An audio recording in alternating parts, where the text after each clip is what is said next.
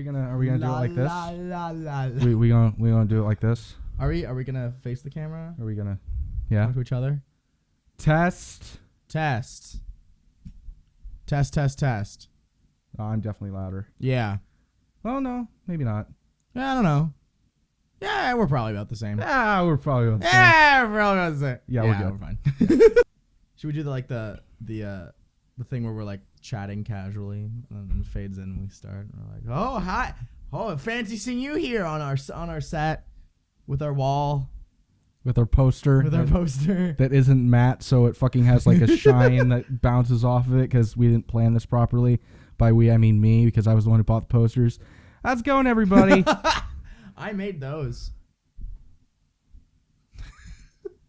Welcome to the I Look Like Shit show. I'm Jake, and I look like shit. You got your own name wrong. Yeah, I did. Hi, I'm also Jake, and I look... all right. No. Okay. No. Hey. No. So we just played Uncharted 4. Yes, we did. We played Uncharted 4, and this is our review of it. It's good.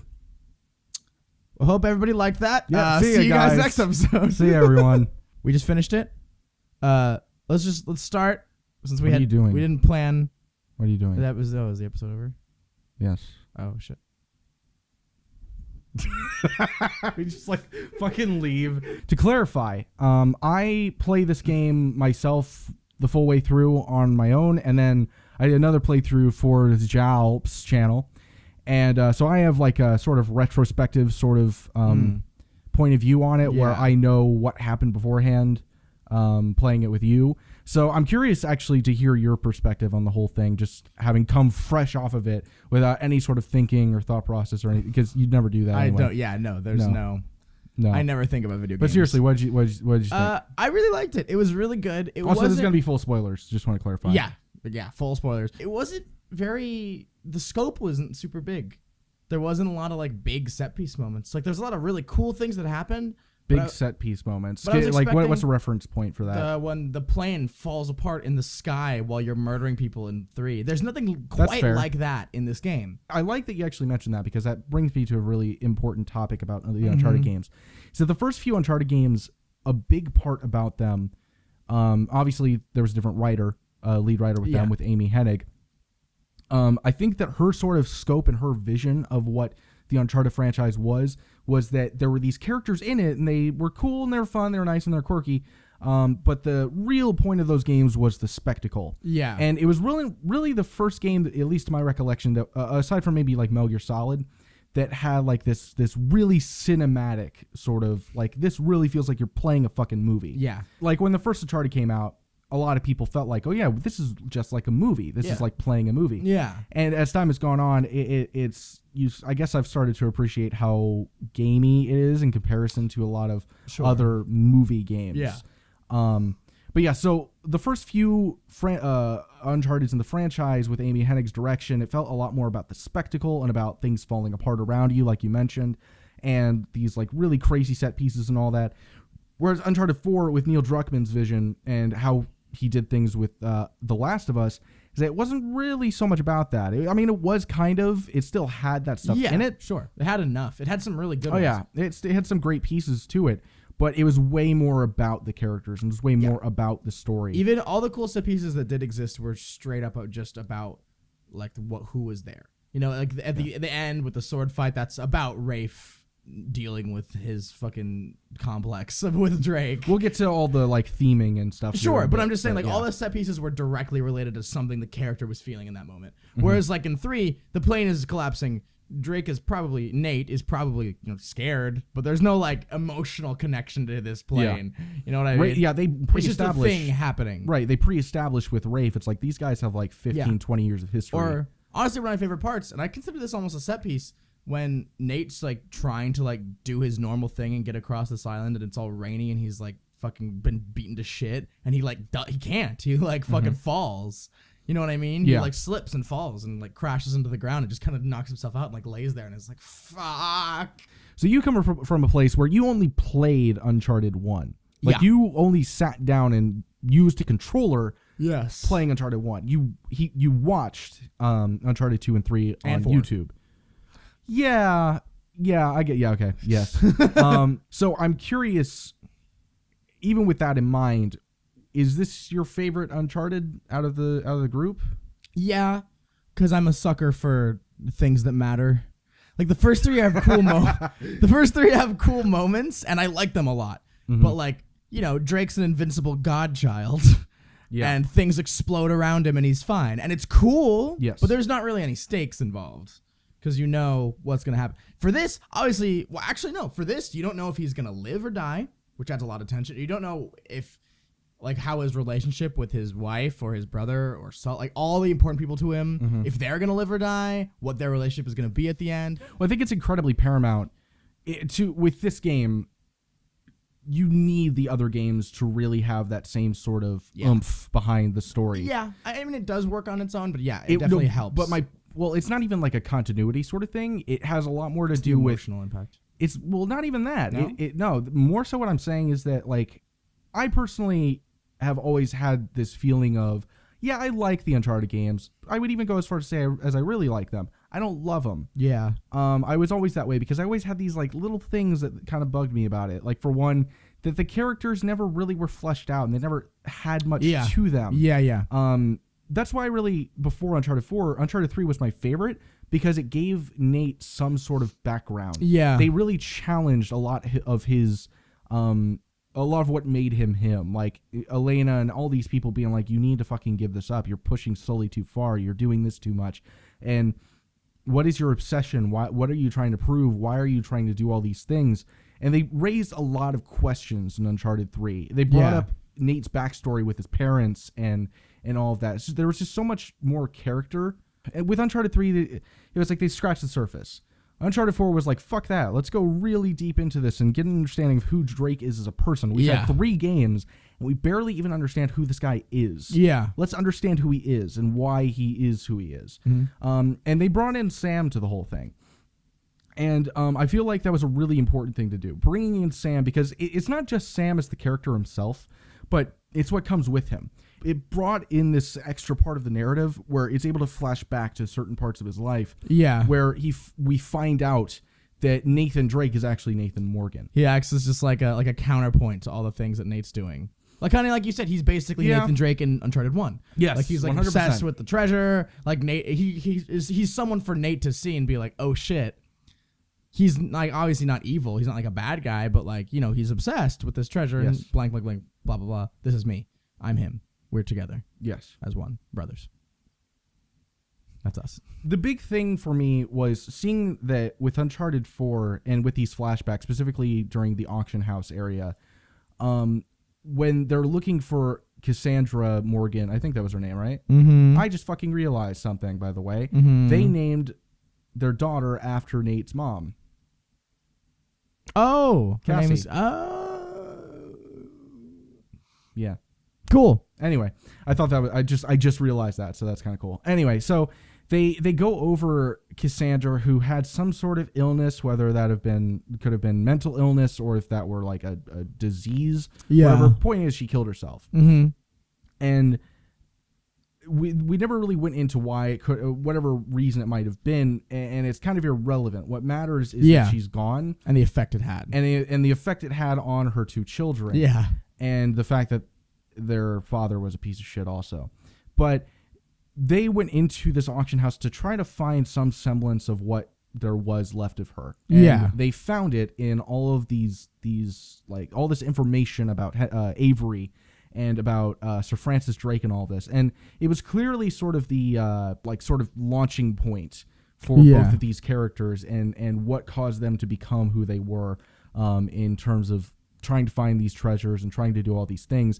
I felt like it was almost a way of paying tribute to their mom. Yeah, it was their last connection to their mom. Well, also, like thinking about it, it's kind of sad, but like when they find these journals, there's nothing about them. There's nothing about their dad. There's nothing about like their life. It's all just about this pirate, or the treasure, the archaeological stuff. Right. You know what I mean? And so that's their only real connection, it seems like, to their parents or any sort of normal life they had, because they might have not even really had a huge connection when she was alive. Yeah.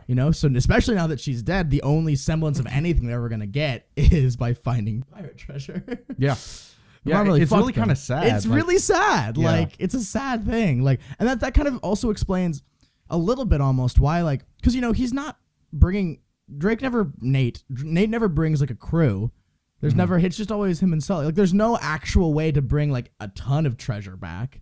Well, yeah, it's always... It's more about doing it. With they clarified that in the ending, that it's not about the treasure. It's like Sam mentioned that. It's like, it wasn't about the treasure. It was about getting there. It was about, we found it. Yeah. That's what matters. Yeah. We fucking found it. And that's a very important distinction to make about all of this, is that it was never about the treasure. Or even Elena in the end. You know, they're not like going on these huge adventures, but they're doing stuff. You know, they're still adventuring because that's part of who they are. Exactly. They love that. And I think that, like I said, that's where it started. I think that it eventually turned into this new thing where it's like they have this love for the adventure. And specifically, I'm talking about Nathan and his brother. Had this love and thirst for adventure and murder. Murder. A lot of murder. They fucking love killing people. It is it's not a national. It's a pastime. Yeah. Where it's like baseball for them. It's fucking fantastic. Yeah. No, I'm sure they're gonna just groom their daughter. I would say they took their daughter out to the killing field instead of the soccer fields. Yeah. High five for that one. Yeah. Right. Yeah. Fuck those mercenaries who have families. They're just trying to get money for their kids. They're trying to get something I want. I can't let that happen. Yeah, that was a weak ass high five, by the way. Let's try that again. Yeah, there we go. Yeah, it's like when there's like a last loaf of bread in a grocery store. Yeah. And I see someone else going for it and I want it and I just shoot them in the fucking face because I need that loaf of bread. You know what I mean? Yeah. There's no loaf of bread in my situation. It's really more so just looking around in like an alley and like finding a family and then killing the mother and father in front of their like very rich son. And then he becomes Batman. Did you make Batman? I made Batman happen. Batman, didn't you? Yeah, I did. I didn't like want the necklace or anything. I just felt like killing somebody. So yeah, I did that. You're basically the Joker. In like the Val Kilmer Batman, or no, not the Val Kilmer. Which one was it that did that? The Tim Burton Batman. Yeah, the Tim Burton Batman. Yeah. That was stupid. That was really dumb. The Joker killed his parents. Yeah, it was really dumb. I mean, to make like a single unified movie, no, it's dumb. We're not gonna talk about Batman. Yeah, we're talking about Uncharted 4. Yeah, let's just settle on that it was really stupid. It was not, but it's okay. We're gonna talk about Uncharted 4. It was fucking so dumb. Yeah. Yeah, let's move on. Let's move on. It was stupid. Theming, yes. That is definitely the most important part about this entire story, is that it's very consistent throughout. And I don't know what don't try to grab my hand. I could tell you were trying to grab my hand. No, you were trying to grab. No. Jobs? No, but yes, story theming. Okay, so I'm curious before I bring up what the most important part of the story was and what I felt like the theming was, I want to know what you thought. What did you think the theming, the overarching most important part of the narrative was? I mean, I guess just Drake just kind of... Well, I think because Elena kind of said at the end, where they tried to have this normal life and they went too far because that's just not who they are. Mm-hmm. You know, at the end of the day, they are murderous, greedy people, and they need to find things and kill people. And maybe they settled. They settled for just finding things and not killing people, instead making people in the form of daughter and dog. And eventually killing her. And dog, maybe. I mean, yeah, on a boat. That's probably how the game actually ends. They took her out of the boat. She knows. They got to shoot her.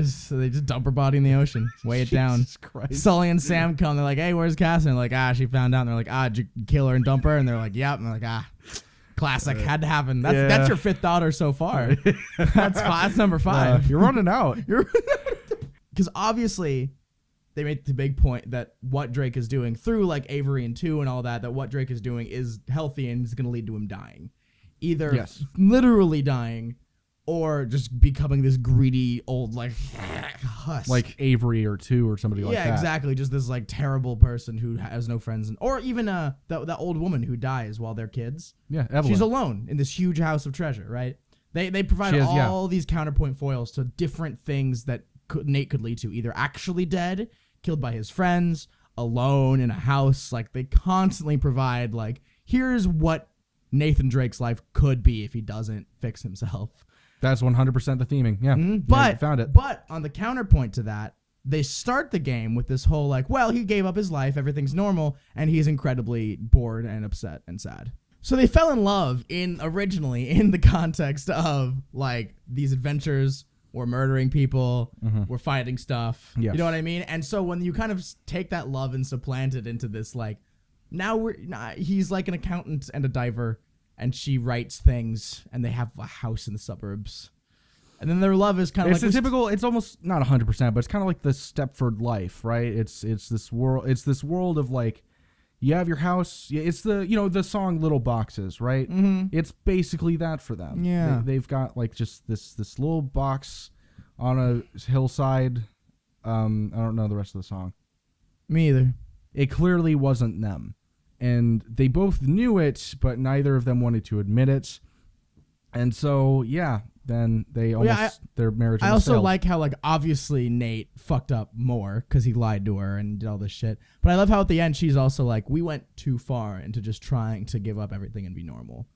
And that's kind of what caused the tension that caused you to go down this path. Obviously, you're still an asshole for doing it, but it didn't just come out of nowhere. You know, it was a symptom of a larger problem. Right. The way it plays. Right. That's only something I can talk about. Yeah. The thing about especially I'm interested in compared to, like, say, 1 or the others. Okay, well, first of all, 1 was so fucking clunky. Yeah. It does not control well. Like, a lot of people look at it through rose-colored glasses because they didn't play it again. I feel like they're starting to realize after having played the PS4 version. The game is just really clunky. It's always been that way, and it doesn't. They just clearly didn't have a full grasp on what they were trying to do. Something they really cleared up in Uncharted 2 and 3. They refined it. In Uncharted 4, they take it to a whole fucking another level with how much more fluid it feels, how much more refined it feels. The gameplay in general, specifically the free running and the parkour aspect, it's seamless. It is completely seamless almost all the time. I really don't have any complaints aside from perhaps one little bit in the prison escape. Not when you're as Sam, but when you're as Drake in like the second chapter or whatever it was. And you're escaping from the prison after that dude, whatever his name is, I want in, that guy dies. I remember a couple times, like, you're running through these narrow corridors, and you're going around corners and all of that, and like these really small places.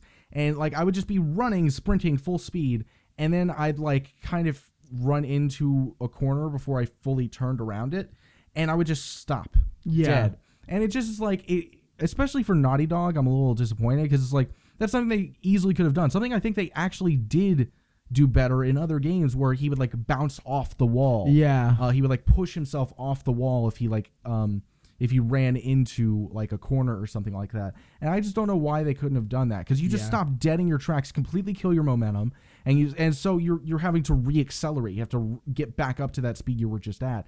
And it really just kind of fucked with things a little bit. And it was just for the few times it happened where you were in that specific set of circumstances, it was detrimental to the gameplay and it took me out of it. Yeah. For the most part, the combat is really well done. The gunplay is much more quick. You don't have like this major waiting time between each shot. It's very rapid fire, very quick paced. It relies less on accuracy and more on just shooting as many bullets as possible and hoping one of them gets them.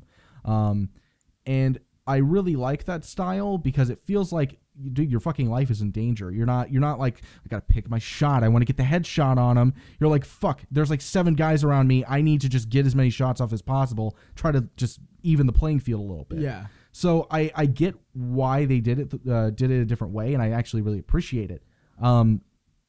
What I don't like was the cover system. That's what I was thinking. I was going over this, I think in like part 30. Yeah, specifically part 30 titled Jake Gets Pissed. Look it up. And did he ever? Look it up. Yeah. Click it.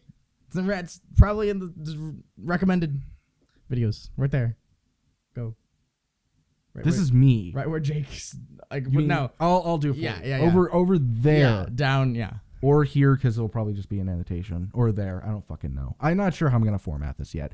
Or if you're on mobile, right down. Or if it's full screen, nowhere. Yeah, or if you're just watching on your TV, just right there. I couldn't tell what finger that was for a second, and I was like, "Well, we already pointed up, Jake. Why are you pointing up again?" It's like, you're saying fuck you. Oh my god. Cover system. Right. So the cover system. Enjoy this little clip that I'm going to put in right here. Okay, yeah. That's how we do it. Yeah, boy. No, that's not what I meant, you cock. How'd you like that? It was great. That's me. So the problem with this whole situation is that there's a roll button or a roll option, and then there's a cover option, and they're the exact same button, circle. So if you have once again a narrow space, this game doesn't do well with narrow spaces. If you have somebody who throws 12 grenades at you at the same time, you have to figure out a way to roll away from them. Problem is that if you're in a narrow area and there are multiple corner sort of places, you're going to find yourself taking cover a lot of the time. With grenades. With grenades right next to you, as you're trying to roll away, the game's just like, this is close enough, and then it just puts you in cover right on top of the grenade. And it's really frustrating, and it causes a lot of problems. Yeah. I'll find myself trying to roll away because there's like a guy with a shotgun or something that's shooting at me. I try to roll away, and I'm like, maybe there's two different covers, right? So there's a cover, say, right to my side, right to my right. But it's like third dimensional. So I flip around. Yeah. And that's what I'm trying to do. But instead, there's also another cover to just straight in front of me, and it decides to go there instead. Yeah. Very frustrating and very annoying. Yeah. And it can cause a lot of problems and get you killed very quickly, which by the end of the game, when the difficulty ramps up quite a bit because you're facing a lot of enemies, and a lot of them are specialist enemies, you'll find yourself in a lot of situations where you're trying to get away from them, but it's not effectively doing it because they're the same button to do multiple different things. Yeah. And it's a matter of the game trying to kind of guess what you're trying to do. You know what I mean? Yeah, that's what it is. It's not even something I can really necessarily blame Naughty Dog for, because every game that has like this sort of fluidity type system to it, whether it be Assassin's Creed or a bunch of other ones, really ran out of steam there. I'm not sure very many. Most of the time, it does it well. Yeah. Most of the time, there isn't a fucking issue. Yeah. But every once in a while, the game gets confused and goes, but there's two things that are pretty much applicable to the situation. Which one is it doing? Probably this one. And then it's wrong, and then you get frustrated and die. That could be designed around better. And, here's the thing. It's, because it's impossible to be that fluid without the game assisting you to an extent. Like, you can't just, do it all yourself. You can't have 100%. Everything tied to your controller. The thing is, this is vastly improved upon pretty much any game I've ever played that has a free running type system, a fluid, based combat system, or anything like that. This is so much better than most of them. Assassin's Creed 2, I remember. Yeah. And just how fucking annoying it was, certain sections of that game. And just seeing how far we've come in 5 years, it's amazing. What? That's also another good point. That's actually something that I totally forgot about. I'm glad you said that. This is probably one of, and I hate this term usually, but it's one of the more next-gen-y games I feel like I played. Oh, definitely. Even though it's weird because it's in a subtle way, which I appreciate. It's not like they do anything huge.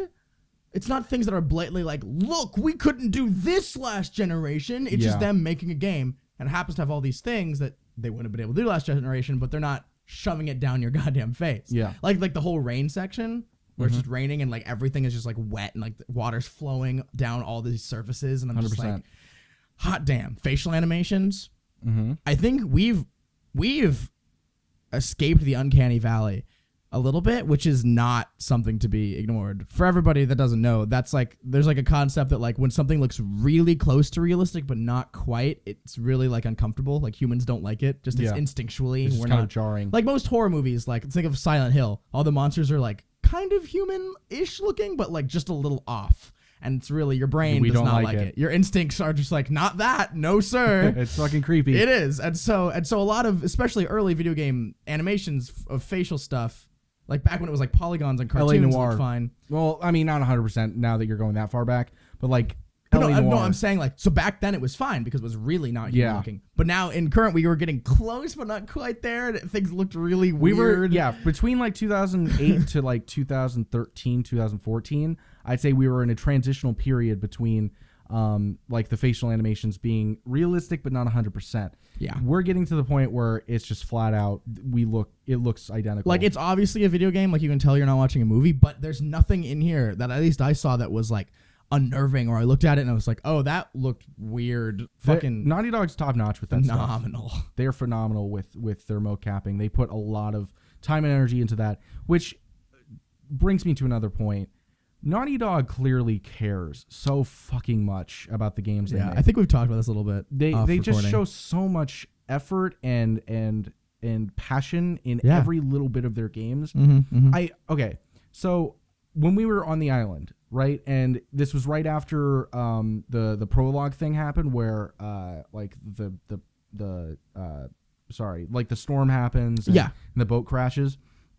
Nate's getting up, and I remember this one part where we're like, okay, let's go see if Sam's in the boat that just crashed. And I go out into the water, and the game, like most games, just have like a dead point where you can't go any further. This is the end of the box. Everything else is just scenery. Which is pretty immersion breaking. You're just like, well, fuck, okay, fine. Whereas this game, it like there's this big storm, right? So the tides are coming in, and it's causing like these really large waves. So every single time I'm hitting that end point of the box, it finds a very immersive way to bring me back to the point where I'm still in the game. It pushes me back with the tidal waves. And that's really that's thought that most people don't put into their games. It's such a minor thing. And not only that, there's like I assume there's like a point you cross before the box that it triggers the animation. It triggers it, and so you see the wave growing about 30 feet out first, and then it comes in, kind of sweeps straight back.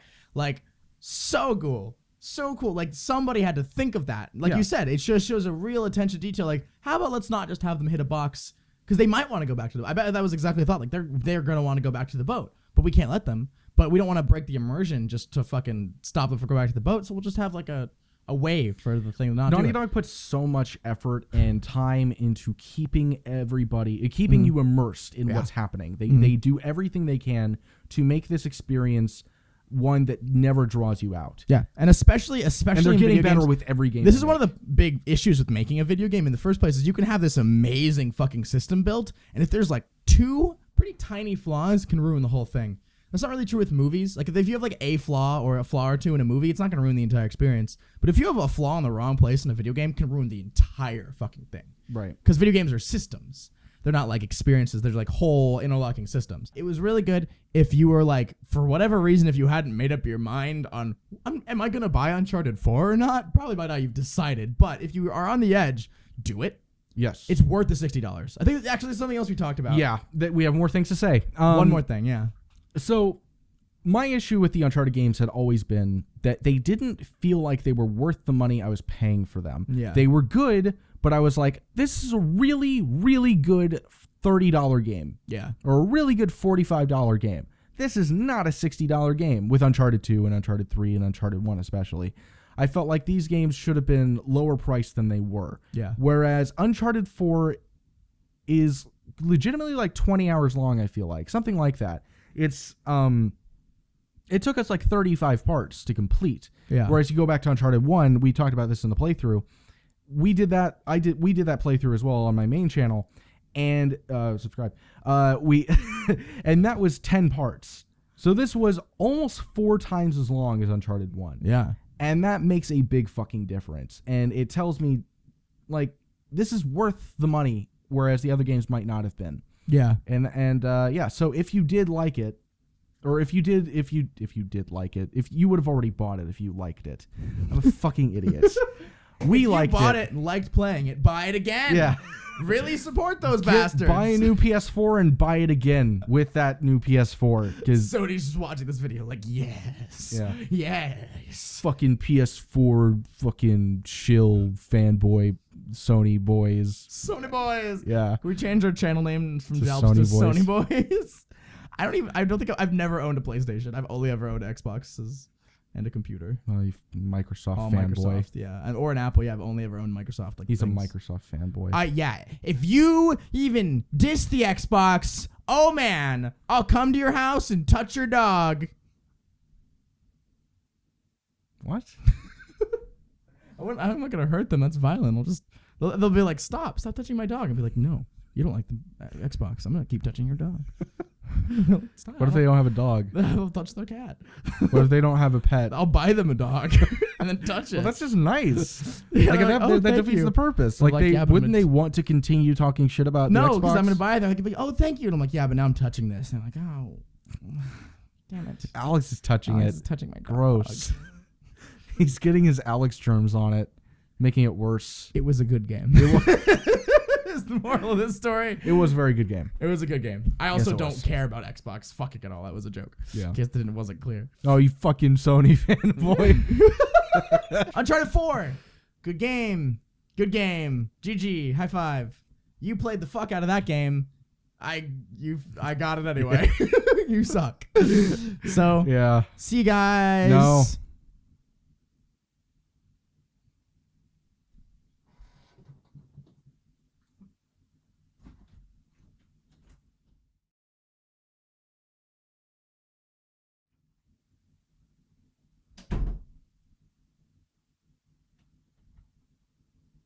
Hello, everyone. I'm Jake, And I'm Alex. and this is Jalps. And This is exciting. yes, it is. So we're playing Uncharted 4. Yes. And to all of the carryovers from my main channel, and from the 2 carryovers from Alex's channel. Game work.